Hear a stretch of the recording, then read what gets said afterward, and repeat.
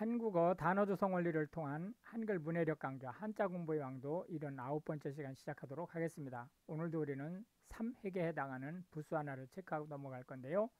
방패라는 의미의 간부입니다.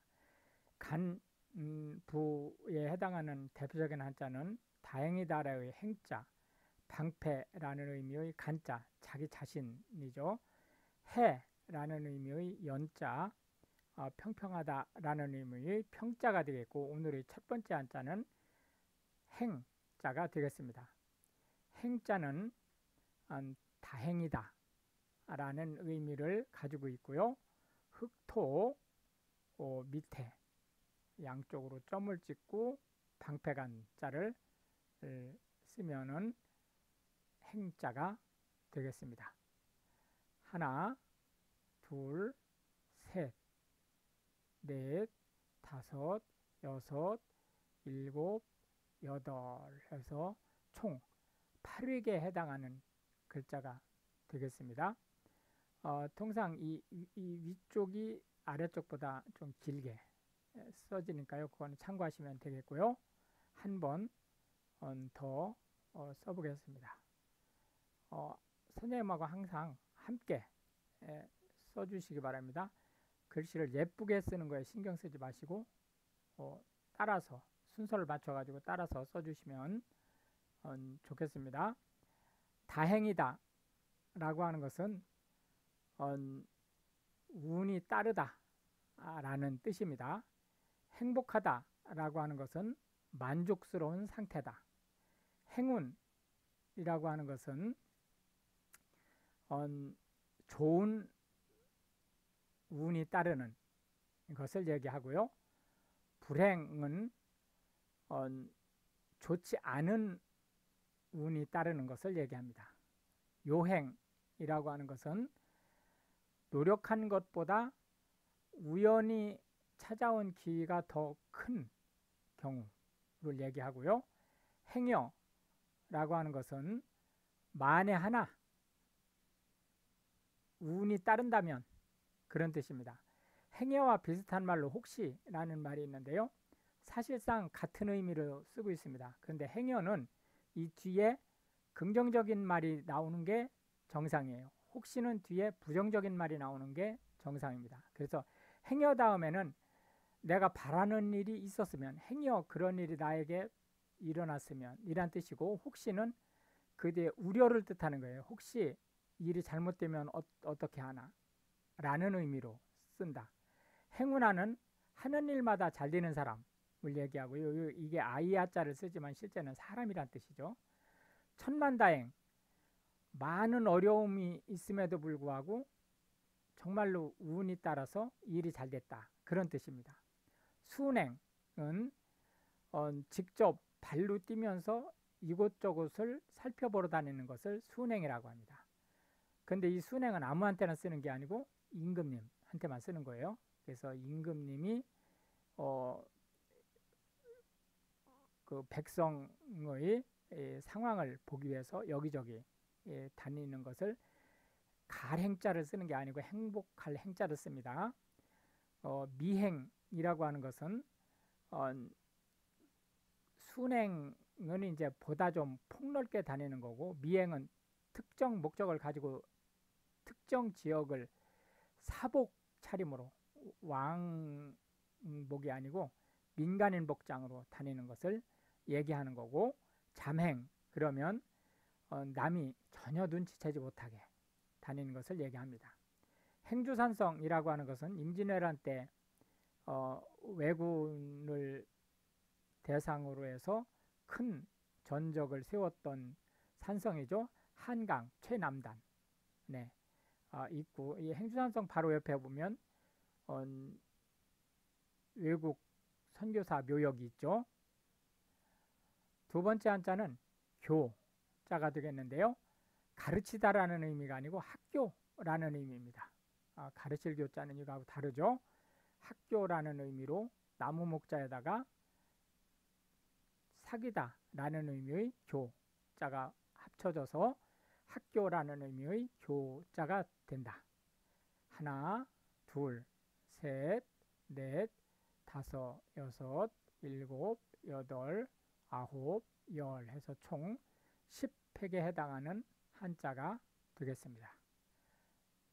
나무 목자에다가 사길 교자를 써서 학교라는 의미의 교자가 되겠습니다. 학교는 학업을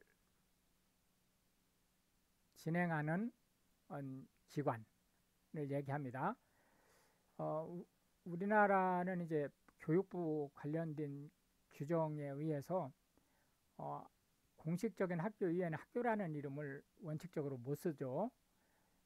교정이라고 하는 것은 학교의 뜰을 얘기합니다.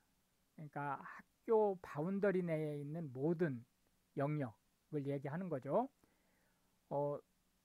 교정이라고 할 때 이 교자는 같은 말을 쓰지만 요건 뜰이라는 의미의 정자고 밑에 거는 수정하다라는 의미예요. 요거는 원고에 문법적으로 잘못된 것을 고치는 것을 얘기합니다. 교열이라고 하는 것은 교정보다 더 폭이 넓어요. 교정은 문법적으로 잘못된 것을 고치는 데 반해서 교열은 문법적인 것 이외에 맥락상 문제가 있는 것들을 함께 고치는 것을 교열이라고 얘기를 합니다. 통상 교정은 작자가 아니라도 교정을 보죠. 그러나 교열은 작자가 아니면 교열은 원칙적으로 못 보는 겁니다. 왜냐하면 창작행위를 침해하는 일이 될 수 있기 때문에. 교문, 학교를 드나드는 문을 얘기하는 거고, 교장은 학교의 총책임자를 얘기합니다. 선생님 중에서 교장은 임명이 되죠. 교복은 우리나라의 경우 중학교, 고등학교는 교복을 착용하는 게 원칙입니다. 해서 학교의 유니폼을 얘기하고요. 교내라고 하는 것은 요 교정 내에 있다는 뜻입니다. 그래서 교내는 학교의 영역 범위 안에 있다라는 뜻이고요. 등교는 학교를 가는 것을 얘기합니다. 향교라고 하는 것은 공자님의 위패를 모신 곳이에요. 공자님의 위패를 모신 곳에서 조선시대에 이 향교가 지역 학교 역할을 했습니다. 그러니까 초등학교 역할을 했죠. 서원이라는 것이 있는데 이거는 사립이에요. 향교는 보다 공립적인 그 성격이 강했던 데 반해서 서원은 사립학교적인 입장이 강하죠. 률은 당연히 맨 앞에 올 때는 율이라고 읽게 되는데요. 뒤에 있을 때도 율이라고 읽힐 때가 있어요. 그건 좀 이따 한번 살펴보겠습니다. 두 사람 인변에다가 이렇게 윤자 비슷하게 쓰는 거예요. 이게 우리가 이제 나중에 진짜라든지 이런 데서 이제 보게 되겠지만 해서 율이 되겠습니다. 하나, 둘, 셋, 넷, 다섯, 여섯, 일곱, 여덟 하고 전체를 꿰뚫는 이렇게 쓰면 이제 법률이라는 의미의 율자가 되겠습니다. 한 번 더 써보겠습니다.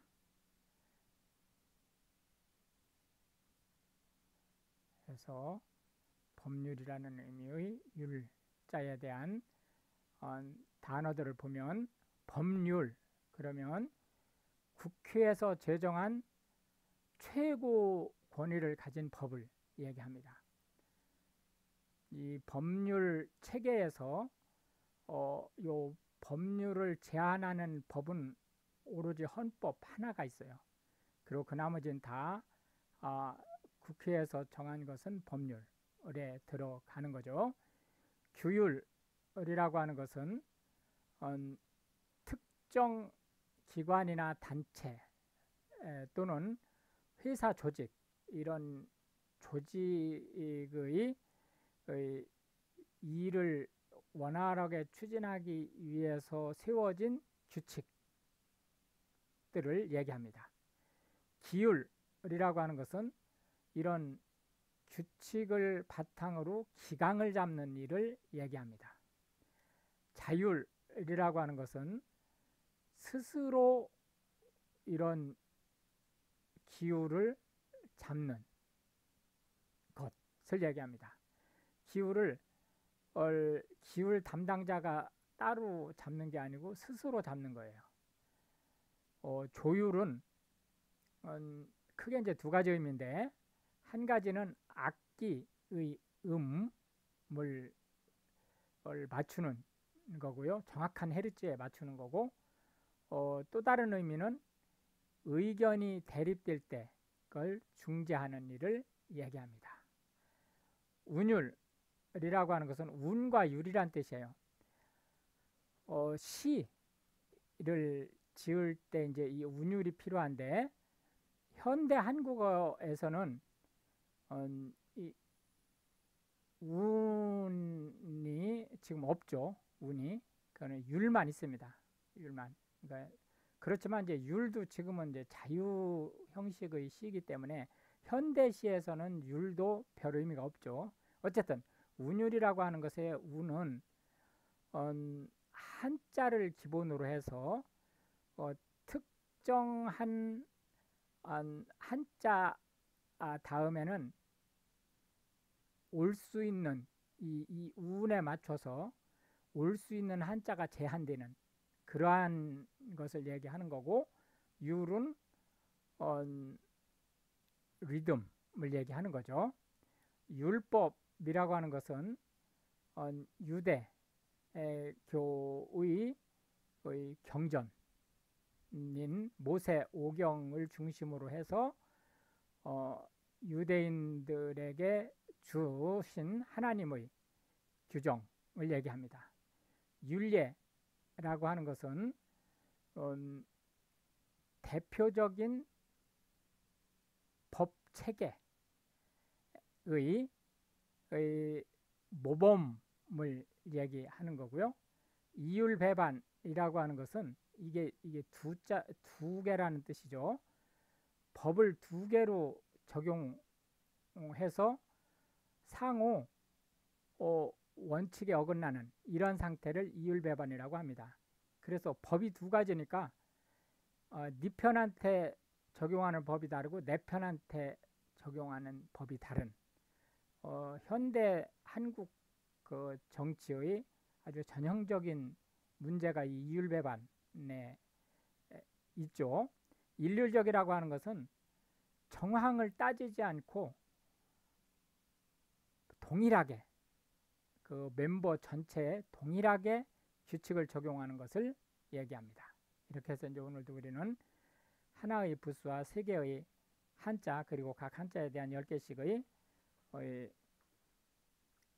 현대 한국어에서 자주 쓰이는 단어들을 살펴봤는데요. 이것이 한글 문해력을 향상시키고 특히 한국어를 배우는 외국인들로 하여금 한국어 단어 조성의 원리하고 용법에 대해서 보다 정확하게 이해하실 수 있는 기회가 되기를 바라겠습니다. 시청해 주셔서 감사하고 우크라이나를 위해서 기도해 주시면 더욱 좋겠습니다.